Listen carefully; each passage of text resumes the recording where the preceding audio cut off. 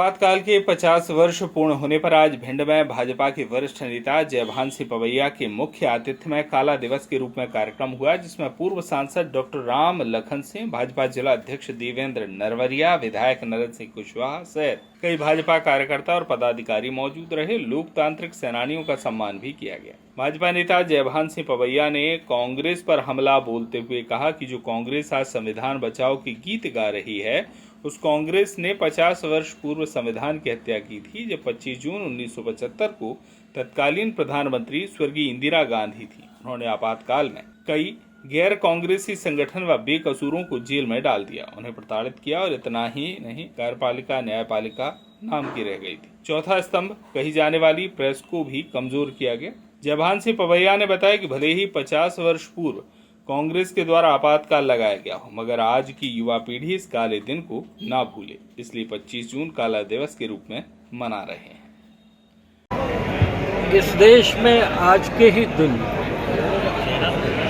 कांग्रेस की प्रधानमंत्री श्रीमती इंदिरा गांधी जी तानाशाह हो गई और उन्होंने 25 जून 1975 की आधी रात को पूरे भारत को जेल में तब्दील कर दिया था।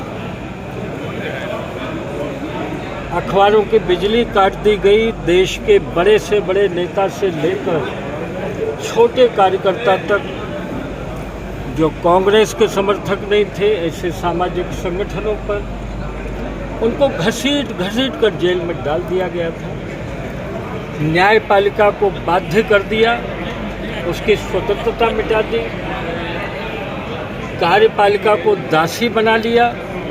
लोकसभा और विधानसभा में बिना विपक्ष के भारत का लोकतंत्र चलाने का नाटक किया जाने लगा। 1,40,000 कार्यकर्ता भारतीय जनसंघ से लेकर राष्ट्रीय स्वयंसेवक संघ और अन्य विपक्षी पार्टियों को जेल में थे। आज हम 25 जून को काला दिवस के रूप में इसलिए याद कर रहे हैं क्योंकि वर्तमान पीढ़ी को उस कांग्रेस का पाखंड और पाप पता लगे जो कांग्रेस संविधान बचाओ रैलियां कर रही है। जो कांग्रेस के नेता राहुल गांधी जी हाथ में संविधान की पुस्तक को लहराकर संविधान खतरे में ये जुमला उछाल रहे हैं देश में, तो उस कांग्रेस के अपराधों को, इतिहास के पापों को सामने लाना आज के इस काला दिवस के आयोजन का एक हिस्सा था।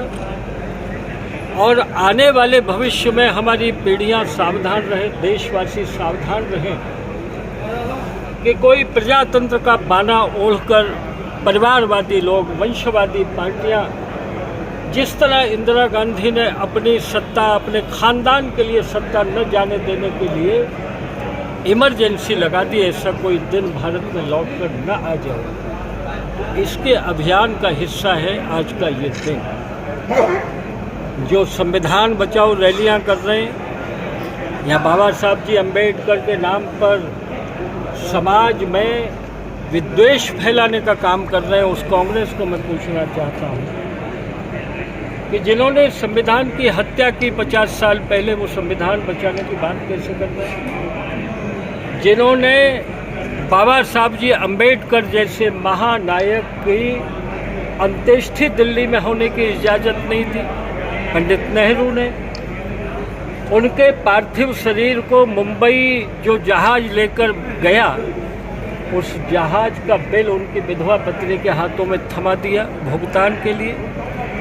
इतना अपमान करने वाले उस महापुरुष का, बाबा साहब का, आज उनके नाम पर वोटों की भट्टी सेकने का काम कर रही है कांग्रेस। भिंड से श्याम सुंदर उपाध्याय की रिपोर्ट।